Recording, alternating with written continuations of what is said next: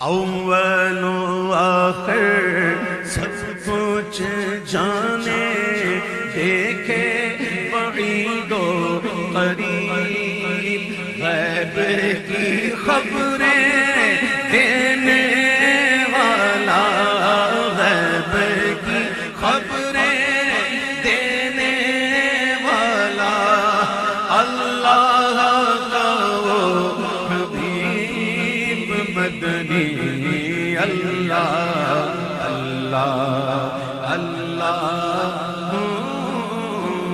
वनस्तगफिरुहु वनु'मिनु बिही वनतवक्कलु अलैहि वनऊज़ु बिल्लाहि मिन शुरूरि अनफुसिना मिन सय्यिआति अमालिना मन यहदिहिल्लाहु फला मुदिल्ल लहु वमन युद्लिल फला हादिय लहु वनशहदु अन ला इलाहा इल्लल्लाहु वहदहु ला शरीका लहु वअशहदु अन्न मुहम्मदन अब्दुहु व रसूलुहु इन्नल्लाह व मलाइकतहु युसल्लूना अलन नबी या अय्युहल्लज़ीना आमनू सल्लू अलैहि वसल्लिमू तस्लीमा।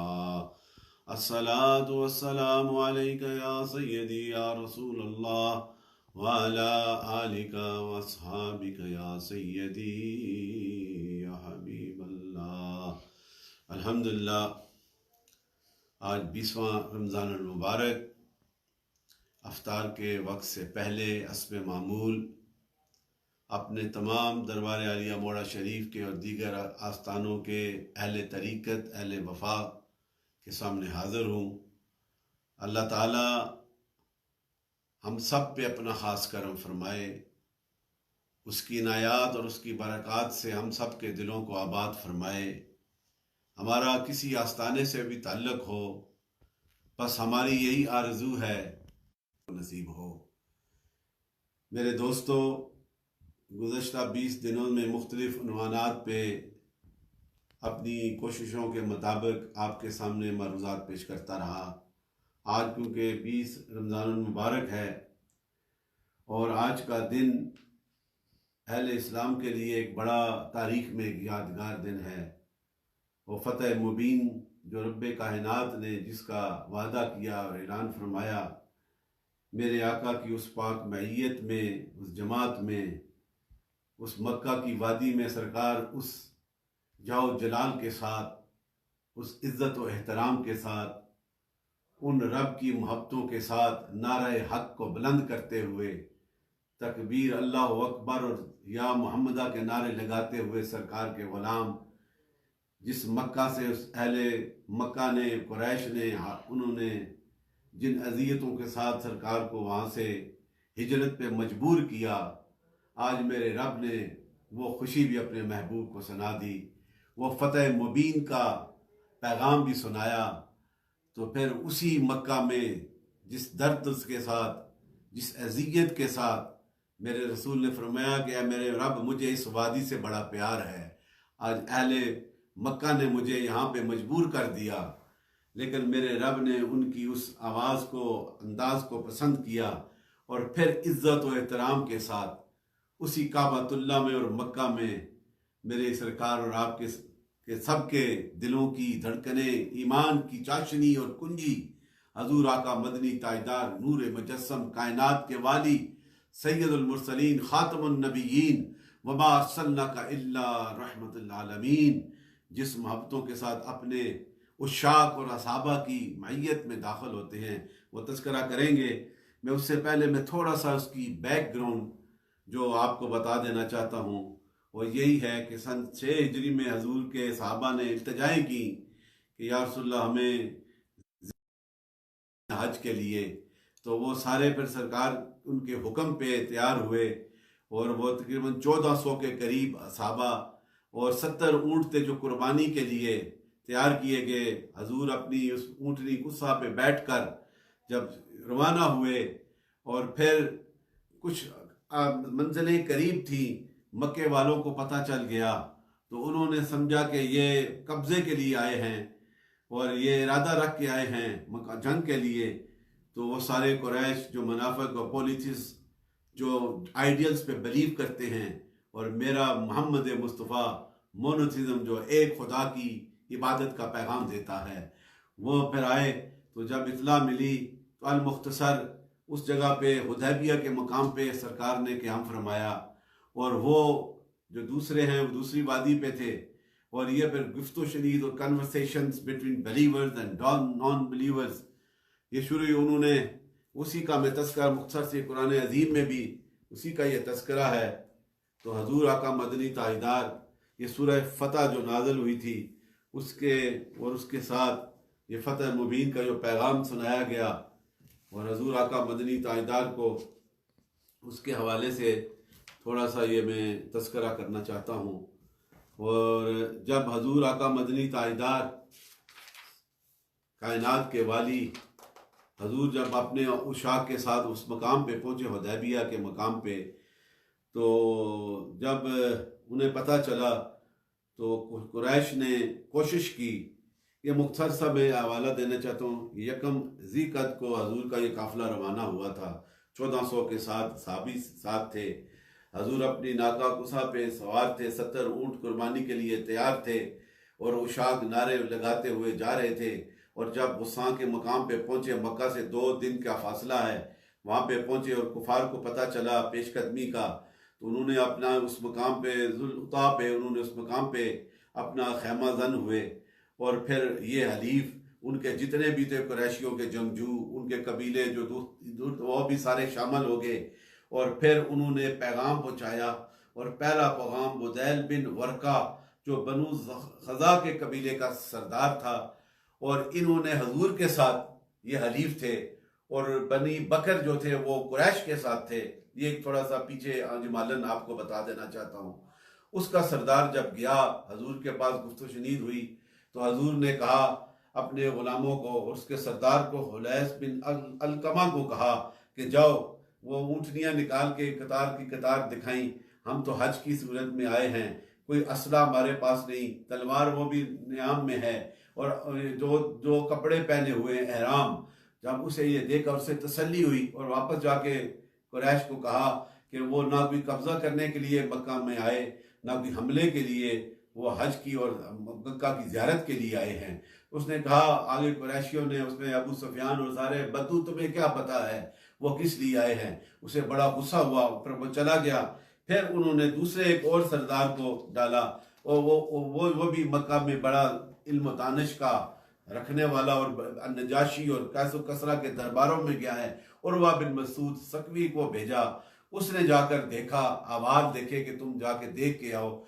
जब उसने आवाज़ देखे, और यह हदीस में भी तस्करा किया जाता है कि जब वो बैठ के हजूर के सामने गुफ्तगू कर रहा था, और ये सैयद अबू बकर सिद्दीक का ईमान था, उसने कहा कि वो लातो मनात के चीथड़ों को पूजने वाले, तुम क्या करोगे हमारे साथ। हमारे सीनों में एक रब का जज्बा और इस नबी की मोहब्बत उजागर हो चुकी है।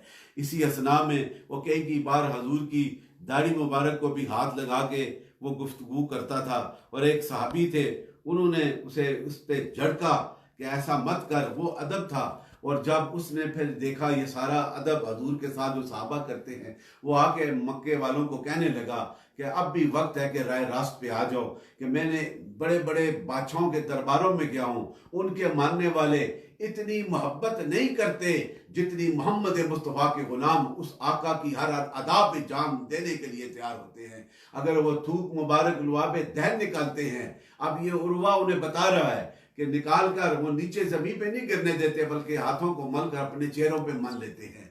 और अगर वो वजू कर मुस्तामल वाटर जो पानी है, एब्ल्यूशन जो वजू सरकार करते हैं, उस पानी को जो इस्तेमाल किया हुआ है उसको लेने के लिए एक दूसरे पे सबकत हासिल करते हैं। ऐसा अदब। और जब भी पुकारा जाता है, सरकार उन्हें मोहम्मद मुस्तफ़ा पुकारते हैं, तो वो लब्बैक कह के हजूर की हर हर हर अदा पे, हर हर आवाज़ पे कुर्बान होने के लिए तैयार हैं। तो मैं तुम्हें कहता हूँ अब भी मौका है कि तुम उनसे कुछ अमल करो। लेकिन फिर भी उन्होंने नहीं माना।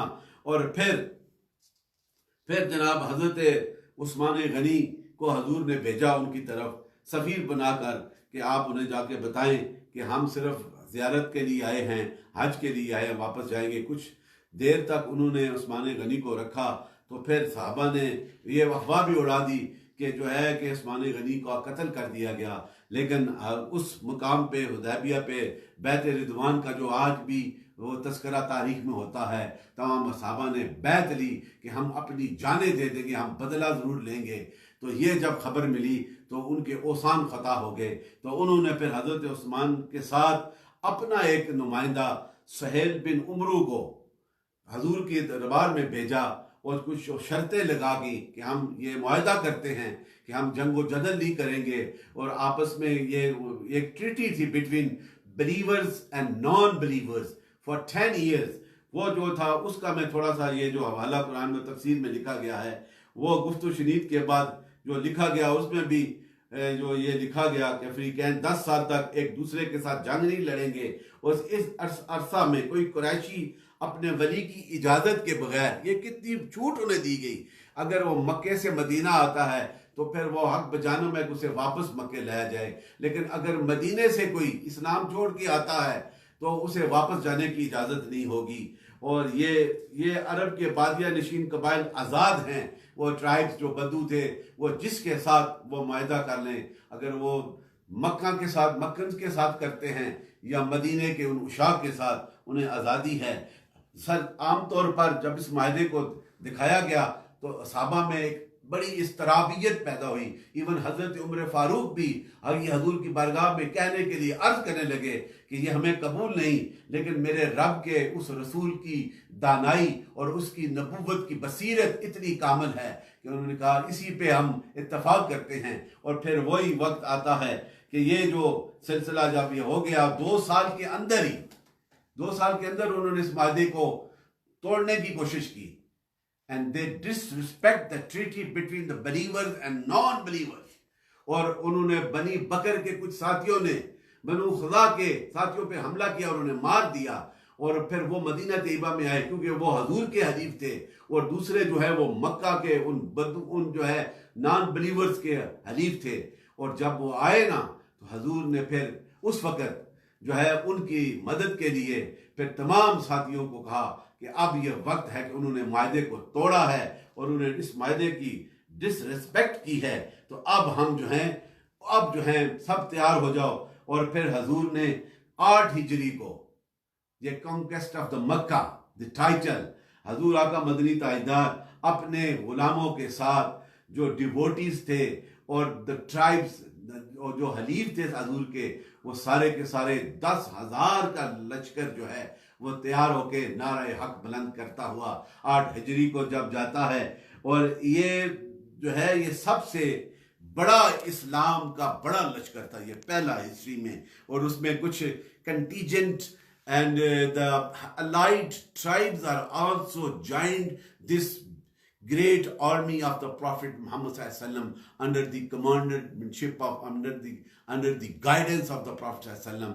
They are moved towards Makkah, and Prophet sallallahu alaihi wasallam settled there about 10 miles away from the Makkah. And at night Prophet sallallahu alaihi wasallam declared the order to every man with light of fire, because that the Makkans can overestimate the gathering of the Prophet Muhammad sallallahu alaihi wasallam। ये बताया गया कि रात को आग जला के बुलंद करो, और जहां वो देखने वाले उनके मुखबर उन्हें पता चल जाए ये कितनी बड़ी आर्मी आज मक्का की तरफ आ रही है। और यही वो बात थी मेरे दोस्तों, इसे बड़े खूबसूरत अंदाज में जब उन्हें पता चला तो अबू सुफियान, उससे पहले भी अबू सुफियान मदीने में आया, जब उनके अभी बकर ने और खजा के बनु खजा में जो झगड़ा हुआ था उसमें भी अबू सुफियान मदीने में आया और माफियां तलाफियां करने लगा। किसी ने ना सुनी, किसी साहबी ने ना सुनी, हजूर ने रिजेक्ट कर दिया। इवन जब वो अपनी बेटी उम्मे हबीबा के पास उनके हुजरे में आया और वो हजूर के बिस्तर पर बैठने लगा, तो उनकी बेटी ने कहा कि तुम लायक नहीं इस बिस्तर पे। उस बड़ा हैरान हुआ, कहा कि इस बिस्तर पे 2 जहानों का वाली आराम करता है, तू यहाँ पे नहीं बैठ सकता। That was the kind of respect that she showed, और यही वो मोहब्बत थी। और जब ये काफिला तैयार होकर उस मकाम पे जहाँ मैं कह रहा हूँ कि 10 मील के दूर पहुंचा, तो हजूर ने divided his army into 4 columns, 4 हिस्सों में तकसीम की, क्योंकि मक्का की वादी में 4 तरफ से वो रास्ता था जो काबा की तरफ जाता था। तो प्रॉफेट सल्लल्लाहु अलैहि वसल्लम divided his army, his devotees, his lovers into 4 columns, और सब के लिए एक उनका कमांडर बनाया गया। एक का कमांडर जो है हजरत अबैदुल्लाह बिन जरा, द मेन कॉलम, प्रॉफेट सल्लल्लाहु अलैहि वसल्लम himself in the main column, and that column and that army was commanded by the हजरत अबू अबैदुल्लाह बिन जरा। ये हजूर के गुलाम उसका लीड कर रहे थे। एक कॉलम का हजरत अली लीड कर रहे थे, एक कॉलम को हजरत जुबैर बिन अवाम लीड कर रहे थे, हजरत खालिद बिन वलीद लीड कर रहे थे।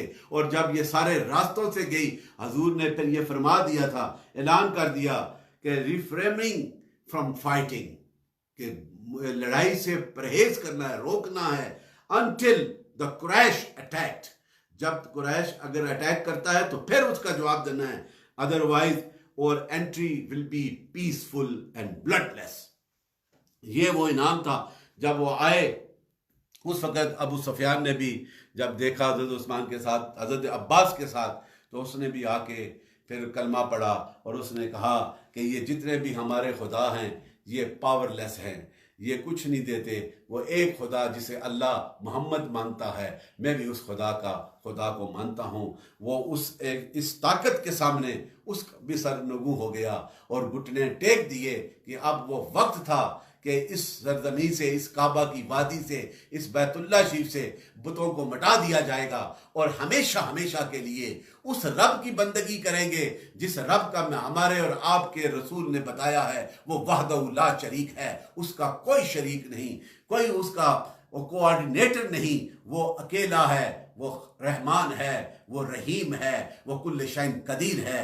और फिर जब उस आवाज की गूंज में चारों तरफ से एक जगह, एक साइड पे कॉलम पे थोड़ा सा उन्होंने मुखालफत की, लेकिन फिर भी वो सब भाग गए और फिर उस नारे की गूंज में हजूर अपनी उस मुबारक ऊंटनी पे बैठे हुए मस्ताना वार वो उशाक नारे लगाते हुए काबा की वादी के अंदर, उस हरम के अंदर दाखिल हुए।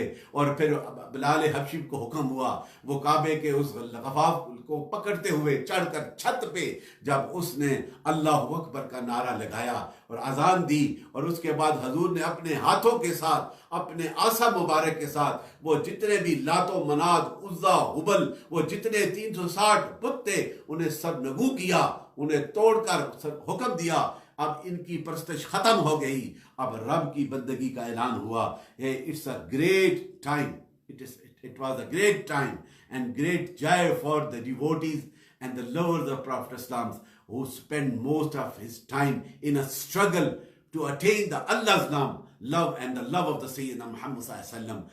वो वक्त था, that was the time, so it was completed under the guidance and commandership of the Prophet Muhammad sallallahu alaihi wasallam. और फिर जब हुए तो उस वक्त सरकार ने फिर क्या करम फरमा दिया, फिर ऐलान कर दिया कि अगर कोई if who enters the house of Abu Sufyan, ये उसे इनाम दिया कि ये तारीख में लिखा गया सुनहरी वर्ड में कि अगर अबू सुफियान के घर भी कोई आएगा he will be safe, and who low down their arms, ये बताया गया कि who lays down their arms will be safe, and who enter their house and close their doors and windows they will be safe. ये इनाम था मेरे आका का। जो घरों में चला जाएगा और घरों के दरवाजों को बंद कर देगा वो भी हिफाजत में है, अमान में है। जो अबू सुफियान के घर जाएगा वो भी अमान में है। जो जिसने आर्म्स को, अपने असले को बंद कर लिया वो भी अमान में है। ये है कमाल मेरे आका का। और उसके बाद हजूर ने फिर कहा, ओ पीपल्स ऑफ द कुरैश, अब उन्हें मुखातब होकर कहा कि what do you think of the treatment that I accord, मैं जो तुम्हारे साथ करने वाला हूं अब तुम क्या सोचते हो। तो उन्होंने कहा, O prophet of Allah, we want mercy and peace from you and always. और हजूर ने फिर कहा कि जाओ, आज के दिन मैं तुम्हें आज़ाद करता हूं और तुम पे सारे जो हैं जितने भी तुमने अजियतें की, तकालीफ की, मैं माफ़ करता हूं। और मैं आज तुम्हारे साथ इस तरह ये कहा कि I speak to you as same words, I speak to you as same words as the Sayyidina Yusuf spoke to his brothers. उन्होंने कहा कि मैं उस तरह आपके साथ जाया करूंगा जिस तरह मैंने यूसुफ अलैहिस्सलाम ने कहा कि जिस तरह यूसुफ अलैहिस्सलाम ने अपने भाइयों के साथ किया। आज के दिन मैं तुम्हें जो है आज़ाद करता हूं। और that was the greatest morality and greatest prestige and greatest status of the Prophet of Islam, the seal of the Prophet and the leaders of the Prophet. यही एस्पेक्ट होता था। और उसके बाद उस मक्का पे फतेह मुबीन का जो रब ने ऐलान किया था इस कुरान में, वो फतेह मुबीन जो है आज वो सना दी गई। हर एक खुश था, वो इनाम था। मेरे दोस्तों, ये 8 हिजरी का ये वाकया, ये जो 10,000 का लश्कर, और फिर वो वहाँ पे जाकर बगैर किसी खून के, बगैर जंगो जदल के वो काबा फतह होता है, और वहाँ पे हजूर फिर उन बुतों को मिटाकर उस रब के जिक्र की बंदगी की इब्तदा फरमाते हैं। और जजीरा नमा अरब में हर तरफ ये आवाज़ फैल जाती है, जोक दर जोर कबाइल के कबाइल आकर हजूर के हाथों पे इस्लाम कबूल करते हैं। ये अब टाइम था इस्लाम का, वो जो है 6 हिजरी से 8 हिजरी तक मुख्तलिफ कबाइल जो हैं वो आकर दीन इस्लाम में दाखिल होते रहे। That was the sign and the dawn of Islam. ये वो मोहब्बत था, पैगाम जो हजूर की उस दानाई और नबुव्वत की उस शाही से, नबुव्वत के उस फैजान से वो जो है कुरैश के आइडियल्स हमेशा के लिए मिट गए और मुस्तफ़ा करीम के खुदा का पैगाम पूरी दुनिया में छा गया। तो फिर क्यों ना उस नबी से वफा करें, उनके जिक्र में मस्त रहे, उनकी अदाओं को अपनी मंजिल बनाएं, उनकी वफाओं को अपनी जिंदगी का हिस्सा बनाएं, जिसको मेरे रब ने भी ये शान अता फरमाई हैं। उस नबी का जिक्र करना हमारे ईमान का हिस्सा है। ये याद रखना मेरे दोस्तों, ये जिंदगी मुख्तसर है। ये रमजान की लम्हात, इन बरकतों में इनको गनीमत जानकर अपने दिल में ये बसा लो, पैवस्त कर लो इस दिल में। अगर रब के जलवों का फैज हासिल करना है तो एक ही रास्ता है, वो दरे रसूल का रास्ता है, वो मेरे नबी की वफा का रास्ता है। और मेरा रब भी ऐलान करता है, यब आसा का ये इनाम दे रहा है, रब्बू का मकाम महमूदा। ये मेरा रब जो है उस रसूल को, ये सूरह अल-असरा में ये ऐलान किया गया कि वो मकाम महमूद दिया जा रहा है, जिसने मक्का की उस गलियों में मुसीबतें उठाई, ओजरियां रखी, रास्तों में कांटे फेंके गए, ताइफ के मकाम पे पत्थर मारे गए, लहूलुहान किया गया, कितनी शब अबी तालिब में रखा गया, लेकिन मेरे रसूल की ज़बान से इलाह का नगमा जारी रहा। ये कितना बड़ा इनाम है। आज वो ही इनाम उस नबी रहमत के करम के सदके, उस खातमुन नबीयीन के करम के सदके, जो नबियों में आखिर में नबुव्वत का दरवाजा हमेशा के लिए बंद कर दिया गया। यही हमारा ईमान है। उस नबी के साथ जिसने वफा की उसे ये इनाम मिलता है। और yes, I want to give a few words for my youngsters and most of the companions of the Prophet Islam. They praise and salute the Prophet by their own love and which Allah has bestowed to them. And one of them, the companions of Prophet Islam, he was praising at that time, "O possessor of beauty, O possessor of beauty, O leader of mankind, the moon is illuminated by the light of your divine face." Allahu Akbar. Without any doubt, you are the greatest after Allah. ये उनकी एक नात के words and English for you young people के even at that time more than 35 companions, they were praising in a shape of poetry to respect, to explain the miracles, to explain their love towards the Prophet of Islam in their poetry. यही वो मोहब्बत थी।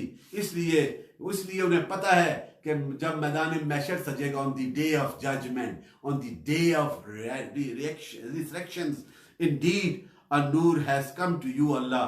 और उस दिन भी वो इनाम सुनाया गया कि वो इनाम क्या था। वो इनाम यही कि उस दिन भी अल्लाह ताला मेरे और आपके आका को मकाम महमूद पे बैठा के, so he will stand there on the maqam mahmud, and all the prophets and all the creations of Almighty Allah, they praise to the Prophet Muhammad sallallahu alaihi wasallam. वो हजूर की तारीफ करेंगे। ये शान है मेरे नबी की। अब क़यामत तक जो भी पढ़ता रहेगा, उस मकाम महमूद का तस्करा हो रहा है ना, अब भी तक तस्करा होता है। जब उस मकाम पे मेरा आका जलवा फरोज होगा, फिर कितनी शान होगी मेरे आका की।